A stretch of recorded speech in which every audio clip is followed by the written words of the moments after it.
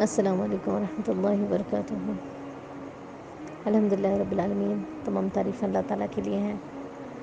جس نے ہمیں اتنا بابرکت مہینہ نصیب فرمایا، اور اسی کی تعریف اس کے اختتام پر بھی ہے کہ اس نے ہمیں اس کے اختتام تک بھی پہنچایا، ورنہ اس بہت سارے ایسے لوگ ہیں جنہوں نے اس مہینے کا آغاز تو اس زمین کے اوپر کیا تھا، لیکن اختتام تک پہنچتے پہنچتے وہ زمین کے نیچے جا چکے ہیں۔ تو اللہ تعالیٰ کا شکر ہے ہر نعمت پہ، ہر سانس پہ جو اس نے ہمیں عطا کی ہے۔ اس مہینے کے اختتام پر اب جب کہ بالکل آخری دن بچا ہے، بہت سارے ممالک میں عید کا چاند نظر بھی آ گیا ہے، اور جہاں ہم لوگ رہ رہے ہیں وہاں پر ابھی انشاءاللہ تعالیٰ ایک دن یا 2 دن کی اور گنجائش ہے۔ تو ابھی الحمدللہ ہم سب لوگوں کے لیے موقع ہے کہ کچھ ایسے کام کر کے اللہ تعالیٰ کو راضی کر لیں، کوئی ایسا لمحے، کوئی ایسی دعا، کوئی ایسا اللہ تعالیٰ سے قرب کا معاملہ ایسا کر لیا جائے کہ جس سے ہو سکتا ہے اللہ تعالیٰ راضی ہو جائے اور ہمارے پچھلے گناہوں کو معاف کر دے۔ جیسے کہ حدیث میں آتا ہے نا کہ اللہ تعالیٰ ہر دن رمضان کی ہر رات کو جو ہے کچھ لوگوں کے گردنوں کو جہنم کی آگ سے چھڑاتا ہے، اور کچھ ہوں گے ہمارے بیچ میں جنہوں نے رمضان کے ابتدا میں ہی، پہلے ہی عشرے میں، پہلے ہی دن بلکہ اپنے آپ کو جہنم سے چھڑوا لیا ہوگا، لیکن کچھ ایسے بھی ہوں گے جو کہ آخر تک پہنچ گئے اور ابھی وہ معاملہ نہیں ہوا ہوگا، اور ہم جانتے بھی نہیں ہیں کہ ہمارا معاملہ کیا ہوا ہے۔ لیکن افسوس کی بات نہیں ہے، کیونکہ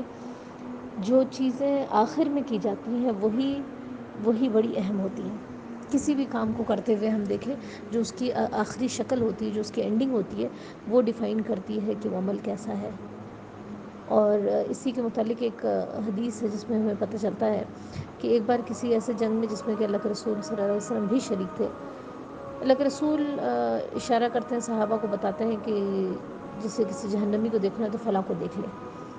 حالانکہ جس کی طرف اشارہ کر رہے تھے اگر اللہ کے رسول، وہ ایسا شخص تھا جو مسلمان تھا، مسلمانوں کی طرف سے لڑ رہا تھا۔ تو صحابی پیچھے پیچھے جاتے ہیں دیکھنے کے لیے کہ اللہ کے رسول نے اس کو جہنمی کیوں کہا ہے۔ تو وہ صحابی اس کے پیچھے جاتے ہیں اور دیکھتے ہیں کہ وہ شخص جب بہت زخمی ہو گیا اور اپنے زخموں کا تاب نہ لا سکا اور وہ برداشت نہیں کر پایا، اس نے خنجر زمین میں رکھا، تلوار، اور اپنے آپ کو اسی پر ڈال دیا اور خودکشی کر لی۔ تو اللہ کے رسول صلی اللہ علیہ وسلم نے فرمایا کہ ایک شخص جنت والے کام کرتا رہتا ہے اور آخری وقت میں کوئی ایسا کام کر لیتا ہے جو اس کو جہنم کو مستحق بنا دیتا ہے، اور اسی طرح کوئی شخص زندگی بھر جو ہے وہ جہنمیوں والے کام کرتا رہتا ہے، لیکن آخری وقت میں کوئی ایسا کام کر لیتا ہے جو اس کو جنت والا بنا دیتا ہے۔ اور اللہ کے رسول صلی اللہ علیہ وسلم نے فرمایا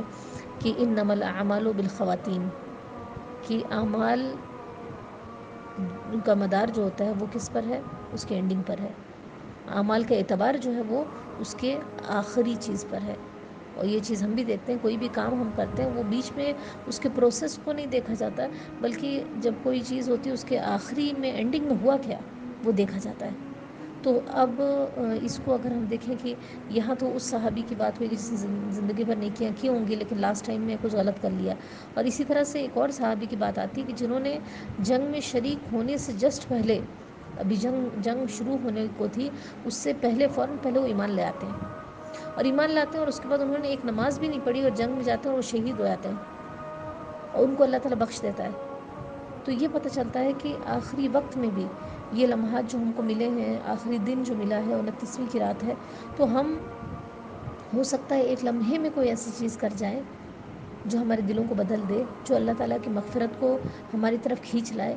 جو ہمارے پچھلے جتنے بھی گناہ ہیں، جو ہماری کوتاہیاں پچھلے جتنے بھی دنوں میں ہوئے، اللہ تعالیٰ اس کو معاف کر دے، ہے نا۔ تو انشاءاللہ تعالیٰ یہ ہم اللہ کا شکر ادا کرتے ہوئے، اور یہ کہ ابھی بھی موقع ہے، اور وہ ایک سجدہ ہی ہو سکتا ہے جو ہمیں ہو سکتا ہے کہ جو ہے جہنم سے نجات دے دے۔ پھر یہ دیکھا جائے کہ یہ مہینہ بہت سارے پیغام لے کر آیا تھا ہمارے لیے۔ یہ مہینہ جو ہے وہ ایک تبدیلی کا پیغام لے کر آیا تھا۔ ہم دیکھیں کہ بہت ساری تبدیلیاں اللہ تعالیٰ نے، جب یہ مہینہ داخل ہوا تو اللہ تعالیٰ نے آسمانوں میں تبدیلیاں کی، اس نے جنت کے دروازے کھول دیے، یہ کوئی ایسا کام نہیں ہے جو کہ کبھی بھی ہوتا ہوگا، لیکن رمضان میں ایسا ہوا کہ اس نے جنت کے دروازے کھول دیے، جہنم کے دروازوں کو بند کر دیا، شیاطین کو قید کر دیا، ہے نا. تو اتنی بڑی بڑی تبدیلیاں اللہ تعالیٰ کیوں کرتا ہے؟ کہ وہ چاہتا ہے کہ اس کا بندہ بھی تبدیل ہو جائے. اور ہم دیکھیں کہ ہماری روٹین، ہماری صبح، ہماری شام، ہے نا، ہمارے اعمال سب تبدیل ہو جاتے ہیں، اور ہم اس تبدیلی کی مٹھاس بھی پاتے ہیں، اس ایمان کے بڑھنے کو بھی پاتے ہیں. ہمارے ایمان اوپر نیچے ہوتا ہے، لیکن رمضان میں ہم دیکھتے ہیں کہ ہمارے ایمان کہیں نہ کہیں کچھ اوپر پاتے ہیں ہم اس کو. تو جب کہ ہم نے اس مہینے میں ایمان کی لذت چکھ لی ہے اور ہم نے اس کو جان لیا ہے، تو اب ہم یہ دیکھیں کہ یہ ایمان کس وجہ سے ہمارا بڑھا تھا. کون سی وہ نیکیاں تھیں جو ہم نے اپنائی تھیں، کون سی برائیاں تھیں جس سے ہم رک گئے تھے، ہے نا. تو اس سے یہ بھی پتہ چلتا ہے کہ نیکی جو ہوتی ہے یا اچھے کام جو ہوتے ہیں یا قرآن سے جو قرب تھا، یہ حقیقت میں دلوں کو سکون بھی دیتا ہے اور ہمارے ایمان کو بڑھاتا ہے. تو باقی مہینوں میں بھی اگر ہم چاہتے ہیں کہ ہمارا ایمان بڑھا ہوا رہے تو ہمیں انہی چیزوں کو دیکھنا ہوگا. اور ایک اور چیز یہ ہے کہ تبدیلی، ہم جب کہتے ہیں نا کہ ہمیں تبدیل ہونا ہے، یہ مہینہ ٹریننگ کے لیے آیا تھا، یہ مہینہ ہمارے اندر تبدیلی لانے کے لیے آیا تھا. تو ہم صرف رمضان کے تو مسلمان تو تھے نہیں، ہمیں چینج لانا اپنی لائف میں. رمضان سے پہلے اور رمضان کے بعد میں تبدیلی ہونی چاہیے، کیونکہ ایک جگہ یہ بات بھی پتہ چلتی ہے ہمیں کہ یہ بتایا گیا ہے کہ اعمال کی قبولیت کی علامت یہ ہوتی ہے کہ انسان اس عمل سے پہلے اس کی زندگی اور بعد میں تبدیلی آ جائے. جیسے مثال کے طور پہ جو علماء ہیں وہ کہتے ہیں کہ حج کی قبولیت کی ایک علامت بتاتے ہیں، ہے نا. وہ کہتے ہیں کہ اگر انسان دیکھے کہ حج سے پہلے اس کی زندگی جیسی تھی اور کیا حج کے بعد اس میں کوئی تبدیلی، کچھ بھی مثبت، کوئی پازیٹیو چینج آیا ہے کہ نہیں. اگر کوئی پازیٹیو چینج آئے تو امید کی جا سکتی ہے کہ اللہ تعالیٰ نے اس حج کو قبول کیا ہو. اسی طرح سے ہم یہ مہینہ گزرنے کے بعد ہم سب لوگوں کو اس پر غور کرنا ہوگا کہ کیا رمضان کا چاند دیکھنے سے پہلے جو میری زندگی تھی، کیا شوال کا چاند دکھنے کے بعد بھی وہی ہے، سیم ہے، یا کوئی فرق آیا ہے. کیا میں جن برائیوں کو کرتی رہی تھی، کیا رمضان کے گزرنے کے بعد عید کے دن سے ہی وہ پھر انہی برائیوں میں تو نہیں پڑ گئی، یا وہ نیکیاں جو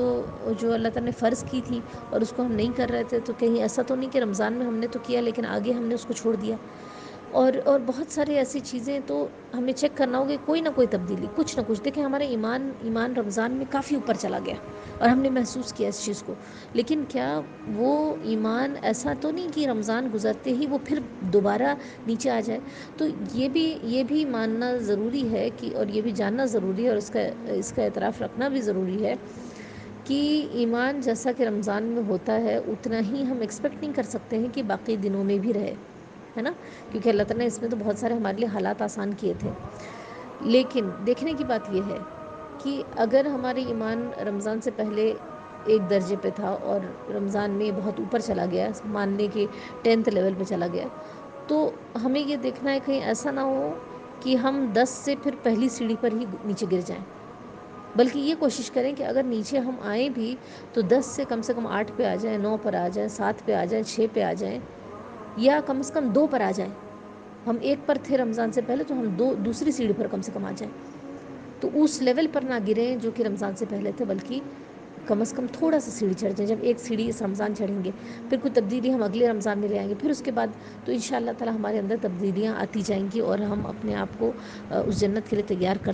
کر سکیں گے جو اللہ تعالی نے ہمارے لیے تیار کی ہے. تو یہ تبدیلی ہمیں کرنی ہے انشاءاللہ تعالی. اب جب تبدیلی کی بات آتی ہے تو ایک اور بات بہنیں، ہوتا کیا ہے کہ ہم کہتے ہیں کہ میں نیک بننا چاہتی ہوں. یہ جنرل تبدیلی ہماری الفاظ کیا ہوتے ہیں کہ ہم نیک بننا چاہتے ہیں، یا ہم کہتے ہیں کہ ہم قرآن سیکھنا چاہتے ہیں، یا ہم کہتے ہیں کہ ہم جو ہے نمازیں ہم ٹھیک کرنا چاہتے ہیں، یا میں اپنے اندر اچھے اخلاق کو پیدا کرنا چاہتی ہوں. لیکن کیونکہ ہم اسپیسیفک نہیں ہوتے، ہم مخصوص طریقے سے بالکل ہم اس کو پوائنٹ آؤٹ نہیں کرتے ہیں، تو اس کی وجہ سے کیا ہوتا ہے کہ ہم بڑے مبہم انداز میں، ہم کو بننا تو ہے نیک، لیکن کیا نیکی ہمارے اندر ڈالنی ہے وہ ہمارے پاس کلیئر نہیں ہوتا. تو جس طرح سے کیا دنیا میں کوئی بھی گول اکمپلش کرنے کے لیے کہا جاتا ہے کہ اسمارٹ گول سیٹ کریں. اسمارٹ یعنی ایک ایک اس کا حرف جو ہے وہ ایک ایک ورڈ کو ڈیفائن کرتا ہے. تو اسمارٹ گولز میں ایس جو ہوتا ہے کہ اسپیسیفک، یعنی ہم بہت ڈیٹیل میں لکھیں کہ میں نیک بننا چاہتی ہوں تو وہ کون سا کام ہے جو مجھے کرنا ہے جو مجھے نیک بنائے گا. بالکل کلیئرلی اسپیسیفک طریقے سے اس کو لکھیں. پھر یہ دیکھیں کہ وہ نیک بننے کے لیے میں کیا کروں، میں کس طرح سے، ہے نا. جیسے مثال کے طور پہ کہ کہتا ہے کہ مجھے جو ہے قرآن سیکھنا ہے، ترجمے سے مجھے قرآن سمجھنا ہے، تو آپ بالکل کلیئر رہیں کہ قرآن سیکھنا ہے تو کیا سیکھنا چاہ رہے ہیں اس کا، اور وہ کس طرح سے ہم اس کو سیکھیں گے. اسی طرح سے پھر یہ بھی دیکھنا ہوگا کہ جو گول ہم سیٹ کر رہے ہیں وہ آیا کہ ممکن ہے یا نہیں. مثال کے طور پر کوئی کہے کہ مجھے قرآن سیکھنا ہے، قرآن پڑھنا ہے، لیکن یہ بھی سوچیں گے نہیں ایک مہینہ میں پورا پڑھ لوں، تو یہ تو ممکن نہیں ہے. تو آپ یہ دیکھیں کہ 1 سال لگے گا، 2 سال لگے گا، کیسے لگے گا، پھر کس وقت کریں گے، کہاں کریں گے، کس سے پوچھیں، ٹھیک ہے، کتنا وقت مجھے لگے گا، یہ ساری چیزیں ہم طے کر لیں. اسی طرح سے کوئی برائی کو ہے، کوئی ہم دیکھتے ہیں اپنے اندر جانچیں کہ وہ کون سی برائی جو میں چاہتی ہوں. ہم کہتے ہیں نہیں میں برائیوں کو چھوڑنا چاہتی ہوں. کون سی برائی ہے جو میرے اندر ہے، کیونکہ ہر بندے کے اندر اپنی الگ الگ برائیاں ہیں. کسی کے لیے کوئی چیز اس کی کمزوری، کسی کے لیے کوئی چیز اس کی کمزوری ہے. تو ہم ڈیفائن کریں اور دیکھیں کہ میری کیا کمزوریاں ہیں اور میں آیا کہ اس کمزوری کو کیسے دور کر سکتی ہوں. اگر میری کوئی پرٹیکولر چیز ہے جو لگتا ہے کہ مجھے برائی کی طرف کھینچ رہی ہے تو میں کیا کروں کہ اس سے رکوں گی. تو انشاءاللہ اس طرح کے گولز بنائیں اپنے اندر تبدیلی کے لیے. اور اس کے بعد جو ایک اہم چیز کی طرف اشارہ کرنا چاہیں گے وہ یہ ہے کہ یہ روزہ جو ہے، یہ روزہ ایک اور حقیقت ہمیں بتاتا ہے. اللہ کے رسول صلی اللہ علیہ وسلم کی ایک بڑی پیاری حدیث ہے، اس میں اللہ کے رسول نے فرمایا کہ للصائم فرحتان، روزے دار کے لیے 2 خوشیاں ہیں. فرحتاً عند فطرہ، ایک خوشی کب ہوتی ہے اس کو جب وہ روزہ افطار کرتا ہے، افطار کے وقت. اور دوسرا بتایا وہ فرحتاً عند لقاء ربہ، اور دوسری خوشی اس وقت ہوتی ہے جب وہ اپنے رب سے ملے گا. تو روزے دار کی 2 خوشیاں، یعنی وہ ایک تو جب روزہ کھول رہا ہوتا ہے اس وقت جو اس کو خوشی ہوتی ہے، دل کو سکون ہوتا ہے کہ آج میں نے اللہ تعالیٰ کے فرما برداری کی اور اس نے کچھ چیزوں سے منع کیا تھا، میں رک گئی، کچھ چیزوں کو کرنے کا میں نے کیا، تو اس کو اس وقت بیٹھ کر خوشی ہوتی ہے اور اللہ تعالیٰ کے رزق کو سامنے رکھ کر وہ دعا مانگتا ہے اور انسان اس کو خوشی میسر ہوتی ہے. اور دوسرا فرمایا کہ اس وقت جب اپنے رب سے ملے گا، ہے نا، جب اللہ تعالیٰ اس کو اس کا اجر دے گا تب وہ جو ہے بہت خوش ہوگا. اس میں جو کچھ اور پہلو ہیں اس حدیث میں وہ ہم یہ دیکھیں جو سمجھ میں آتی ہے بات، کہ یہاں کا جو روزہ 2 خوشیاں بتائیں، ایک یہاں کا روزہ اور دوسرا بتایا کہ جب وہ بندہ اپنے رب سے ملے گا. تو یہاں کا جو روزہ ہوتا ہے اس کو ہم دیکھیں کہ وہ کب سے شروع ہوتا ہے اور کب ختم ہوتا ہے. جب طلوع فجر ہوتی ہے، صبح سورج نکلتا ہے، سن رائز ہوتی ہے، وہاں سے سٹارٹ ہوتا ہے وہ روزہ، اور اس کی اینڈنگ کہاں ہوتی ہے، سن سیٹ پر جب سورج غروب ہوتا ہے نا. اسی سے کمپیئر کریں کہ جو انسان جب اس کی زندگی کا بھی ایک وقت ہوتا ہے جہاں اس کا سورج طلوع ہوتا ہے، اور ایک وقت ایسا آئے گا اس کی زندگی پر جب اس کا سورج غروب ہو جائے گا، اور وہ جب غروب ہوگا اس کا اپنے رب سے ملاقات کا دن ہوگا. تو کہتے ہیں کہ یہ اس کا کمپیریزن، یہ والا جو سورج ہے وہ تو صبح، یہ والا روزہ جو ہے وہ صبح سے شام تک کا ہے، لیکن وہ بڑا والا بھی ایک روزہ ہے. ایک بڑا روزہ اس وقت جب انسان بالغ ہوتا ہے تب سے شروع ہوتا ہے اور اس وقت تک ہوتا ہے جب تک اس کا سورج نہ ڈھل جائے، جب تک اس کا سن سیٹ نہ ہو جائے. اچھا، اس روزے میں ہم دیکھیں جو ہم رہتے ہیں، اللہ تعالیٰ نے کچھ چیزوں سے منع کر دیا. کون سی چیزیں تھیں؟ کھانا پینا، ہے نا، اور اسی طرح سے شوہر بیوی کے تعلقات ہیں. یہ وہ چیزیں ہیں جو کہ حلال ہیں، کھانا حلال ہے، پینا حلال ہے، لیکن اللہ تعالیٰ نے تھوڑے ٹائم کے لیے ان چیزوں کو حرام کر دیا تھا. تو ہم اس کی کتنی پابندی کرتے ہیں. ہم چھوٹے فقہی مسائل بھی لوگوں سے پوچھتے ہیں کہ ایسا تو نہیں، اس سے تو نہیں روزہ ٹوٹ جائے گا، اس سے تو روزہ نہیں ٹوٹ جائے گا. لیکن جب ہم اس بڑے روزے کی بات کرتے ہیں جو ہماری پوری زندگی کا روزہ ہوتا ہے، اس میں بھی اللہ تعالیٰ نے کچھ چیزوں کو منع کیا اور کچھ چیزوں کو جائز کیا. وہاں کچھ حرام چیزیں ہیں جس سے ہمیں روکا گیا ہے، اور حلال چیزوں کا جائز کیا گیا. کچھ فرائض عائد کر دیے گئے کہ ان کو ادا کرو، ہے نا. تو اب بات یہ ہے کہ جب ہم روزے میں جائز چیزوں سے، حلال چیزوں سے رک جاتے ہیں، تو اس روزے کے باہر جو 11 مہینے اور پوری زندگی کا جو روزہ ہے اس میں ہم حرام سے کیسے نہیں رکیں. ہمیں تو اس سے رکنا ہوگا نا. تب نہ اللہ تعالیٰ سے جب ملاقات ہوگی تو ہمیں خوشی ہوگی کہ ہم نے اللہ تعالیٰ کی فرمانبرداری کی. اور آخری بات اب جس چیز کی طرف ہم اشارہ کرنا چاہ رہے ہیں انشاءاللہ تعالیٰ وہ یہ ہے کہ یہ مہینہ گزر رہا ہے اور ختم ہو رہا ہے تو ہمارے اندر دو کیفیات پائی جاتی ہیں. ایک وہ کیفیت ہوتی ہے کہ کچھ مسلمان ایسے ہوتے جو یہ سوچتے ہیں کہ ایک ذمہ داری تھی، ایک کام تھا، 30 دن کے روزے رکھنے تھے، تراویح پڑھنی تھی، ہے نا، قرآن پڑھنا تھا، کچھ صدقہ خیرات زکوٰۃ دینا تھا. یہ کام تھا، ایک کام ہوا اور ہو گیا اور بس ایک چیز اتر گئی اور بس خوش ہو رہے ہوتے ہیں. اور دوسری طرف ایک کیفیت اداسی کی ہوتی ہے کہ یہ مہینہ جا رہا ہے اور گزر رہا ہے اور ختم ہو جا رہا ہے. اور بیشتر لوگ، زیادہ تر لوگوں کے ہمارے اندر یہی کیفیت ہوتی ہے کہ ایک دن اور مل جاتا، یہ بابرکت مہینہ جو آئے تھے، مہمان آئے تھے، کہیں چلا نہ جائے اور پھر ہم ان برکتوں اور رحمتوں سے محروم ہو جائیں گے، اور ایک افسوس اور اداسی کی کیفیت ہوتی ہے. لیکن حقیقت میں مومن کی ان دونوں کیفیت میں سے کچھ بھی نہیں ہونا چاہیے. نہ تو وہ بہت خوش ہو